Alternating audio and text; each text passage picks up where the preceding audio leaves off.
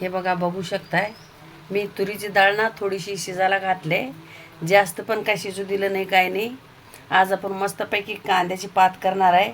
ओली हिरवी कवळी पात आहे.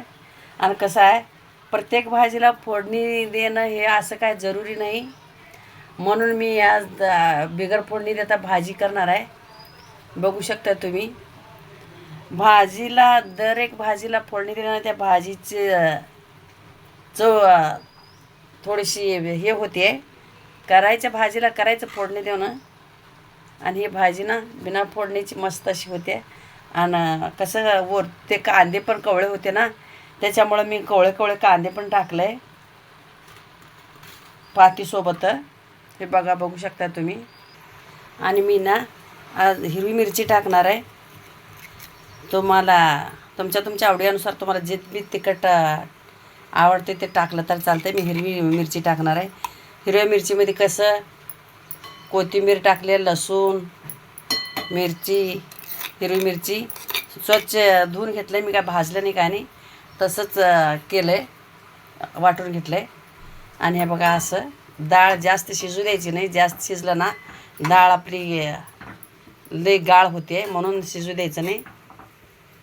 असं ह्या पद्धतीनं मस्त असं भाज्याचं कसं प्रत्येक वेगवेगळ्या एकच भाजी वेगवेगळ्या नमुन्यानं करतात. आज मी कसं साधी सोपी गावाकडच्या पद्धतीनं असं बनवणार आहे. बघा कसं मस्त असं सुरेख रंग आला आहे, चांगलं दिसते. आमच्या चाऊचं तनूचं तर काय मधीच चालत असतंय, काय ना काय टी व्हीच्या बाबतीत. तर टी व्ही मी बघीन तू बघीन असं त्यांचं चाललेलं असतंय. तिनं एक वेगळंच लाव म्हणती, हिनं एक वेगळंच लाव म्हणती. त्यांचं दोघी बहिणीवाचं चालल्याला चालत असते.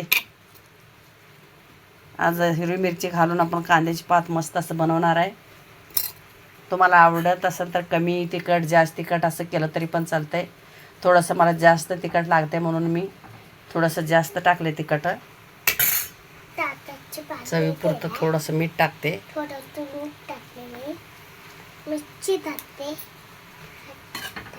मिरची टाकते, मीठ टाकते. तू टाकते का? मीठ टाकते म्हणती, मध्ये मध्ये येते. तुला स्वयंपाकाची आवड आहे. स्वयंपाक करून भांडे घासते, सगळं काम करते. मी ना आता वरूनच तेल टाकून घेते. बघा, असं तेल कमी जास्ती तुम्ही तुमच्या नुसार करू शकता.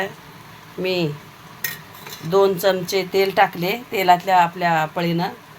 आणि तसंच त्याच्यामध्ये आपण शेंगदाण्याचं कूट टाकून घेऊया. त्याच्यामध्ये जरा कारळाचं कूट असलं ना आणि तर लईच भारी. माझ्याकडे कारळाचं कूट नाही, मी शेंगदाण्याचं कूट टाकते. ह्याला काय हळद बिळद नाही टाकलं, काय नाही. कलर बघा कसं सुरेख आलं आहे, अगदी एकच नंबर. कसं गावाकडची चव आली ह्या भाजीला.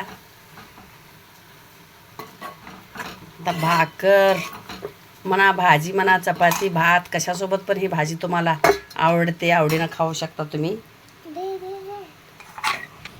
हे बघा, आपली भाजी झाली तयार मस्त अशी. का रे बाळा, का आली तू?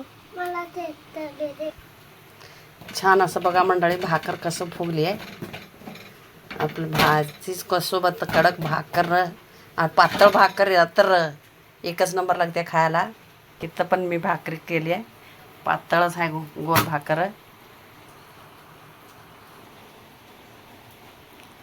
असे भाकरी असलं ना जेवणाला कंटाळा येत नाही. एक भाकर खाण्या जाग्यात 2 भाकरी खाते. गरम आपण कांद्याची पात केली आणि भाकरी मस्तपैकी जेवण करूया.